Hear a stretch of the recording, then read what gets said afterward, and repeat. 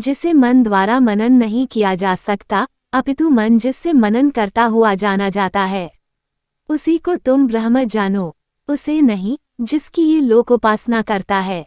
5. जिसे चक्षु के द्वारा नहीं देखा जा सकता, अपितु जिससे चक्षु देखता है, उसी को तुम ब्रह्म जानो, उसे नहीं जिसकी ये लोक उपासना करता है।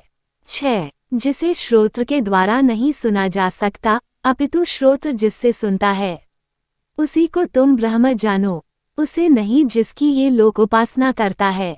7. जो प्राण के द्वारा प्राणित नहीं है, अपितु प्राण जिससे प्राणित होता है, उसी को तुम ब्रह्म जानो, उसे नहीं जिसकी ये लोक उपासना करता है। 8. द्वितीय खंड। यदि ऐसा मानते हो कि मैं अच्छी तरह जानता हूँ, तो तुम निश्चय ही ब्रह्म का थोड़ा सा ही रूप जानते हो। इसका जो स्वरूप तुझमें है और जो देवताओं में है, वह भी थोड़ा ही है। इसलिए तेरा ऐसा माना हुआ कि जानता हूँ निसंदेह विचारणीय है। 1. न तो मैं यह मानता हूँ कि जानता हूँ और न यह मानता हूँ कि नहीं जानता, अतः जानता हूँ जो उसे न तो नहीं जानता हूँ और न जानता ही हूँ, इस प्रकार जानता है, वही जानना है। 2. जिसे मन द्वारा मनन नहीं किया जा सकता, अपितु मन जिससे मनन करता हुआ जाना जाता है, उसी को तुम ब्रह्म जानो, उसे नहीं जिसकी ये लोक उपासना करता है।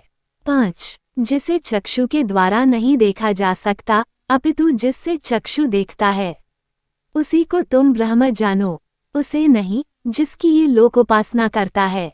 6. जिसे श्रोत्र के द्वारा नहीं सुना जा सकता, अपितु श्रोत्र जिससे सुनता है, उसी को तुम ब्रह्म जानो, उसे नहीं जिसकी ये लोक उपासना करता है। 7. जो प्राण के द्वारा प्राणित नहीं है, अपितु प्राण जिससे प्राणित होता है, उसी को तुम ब्रह्म जानो, उसे नहीं जिसकी ये लोक उपासना करता है। 8. द्वितीय खंड। यदि ऐसा मानते हो कि मैं अच्छी तरह जानता हूँ, तो तुम निश्चय ही ब्रह्म का थोड़ा सा ही रूप जानते हो। इसका जो स्वरूप तुझमें है और जो देवताओं में है, वह भी थोड़ा ही है। इसलिए तेरा ऐसा माना हुआ कि जानता हूँ निसंदेह विचारणीय है।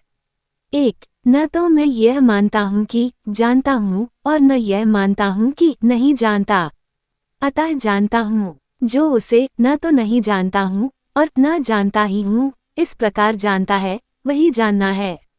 2.